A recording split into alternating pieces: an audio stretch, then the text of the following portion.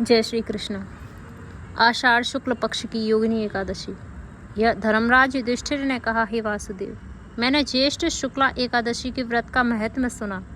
अब आप कृपा करके आषाढ़ कृष्ण एकादशी का नाम तथा उसके महत्व का वर्णन कीजिए। श्री कृष्ण कहने लगे, हे राजन, आषाढ़ कृष्णा एकादशी का नाम योगिनी है। इसके व्रत से समस्त पाप नष्ट हो जाते हैं।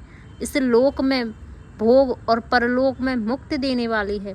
यह तीनों लोकों में प्रसिद्ध है। मैं तुमसे पुराणों में वर्णन की हुई कथा कहता हूँ, सो तुम ध्यानपूर्वक सुनो। कथा।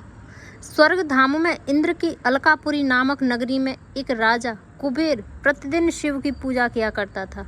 हेम नाम का एक माली पूजन के लिए उसके यहाँ पुष्प लाया करता था। उसकी विशालाक्षी नाम की अत्यंत सुंदर स्त्री थी। एक दिन वह मान सरोवर से पुष्प तो ले आया, परंतु कामासक्त होने के कारण वह अपनी स्त्री से रमण करने लगा और दोपहर तक पुष्प लेकर राजा के पास नहीं पहुंचा।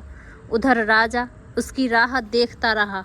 अंत में उसने सेवकों को आज्ञा दी कि तुम लोग जाकर हेममाली के न आने के कारण का पता लगाओ।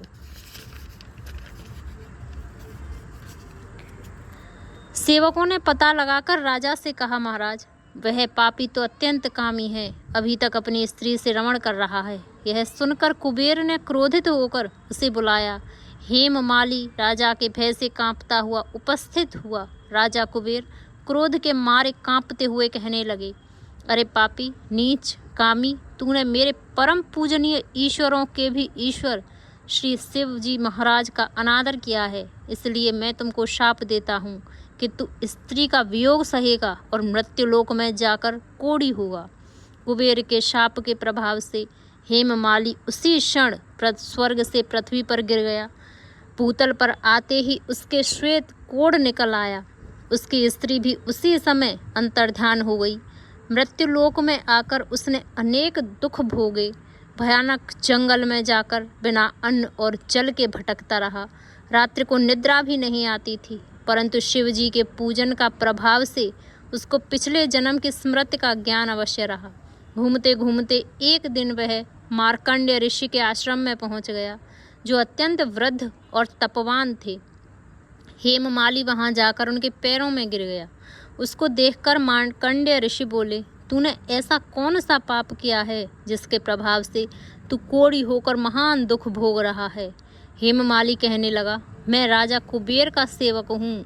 हेममाली, मैं राजा की पूजा के लिए नित्य प्रति पुष्प लाया करता था।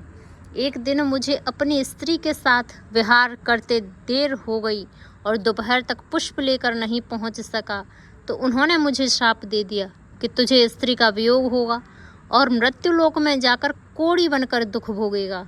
इस शाप से मैं कोढ़ी होकर अत्यंत दुख भोग रहा हूँ। अतः आप कोई ऐसा उपाय बताएं जिससे मेरा यह दुख दूर हो जाए। इस पर मार्कंडेय ऋषि बोले, तूने मेरे सम्मुख सत्य वचन कहे हैं, इसलिए तेरे उद्धार के लिए एक व्रत बताता हूँ। यदि तू आषाढ़ मास के शुक्ल पक्ष की योगिनी नाम की एकादशी का विधि पूर्वक व्रत करेगा तो तेरे सभी पाप नष्ट हो जाएंगे। यह सुनकर हेममाली ने अत्यंत प्रसन्न होकर मुनि को साष्टांग प्रणाम किया। हेममाली ने मुनि के कथानुसार विधि पूर्वक योगिनी एकादशी का व्रत किया और इसके प्रभाव से अपने पुराने स्वरूप में आकर अपनी स्त्री के साथ आनंद पूर्वक रहने लगा। भगवान श्री कृष्ण बोले, हे राजन, यह योगिनी एकादशी का व्रत 88,000 ब्राह्मणों को भोजन कराने के बराबर फल देता है। इसके व्रत से समस्त पाप दूर हो जाते हैं और अंत में स्वर्ग की प्राप्ति होती है। फलाहार। इस दिन मिश्री का सागर लेना चाहिए। तरल पदार्थ मिश्री का प्रयोग दूध व दूध की मिठाई व फल इस व्रत में ले सकते हैं। जय श्री कृष्ण।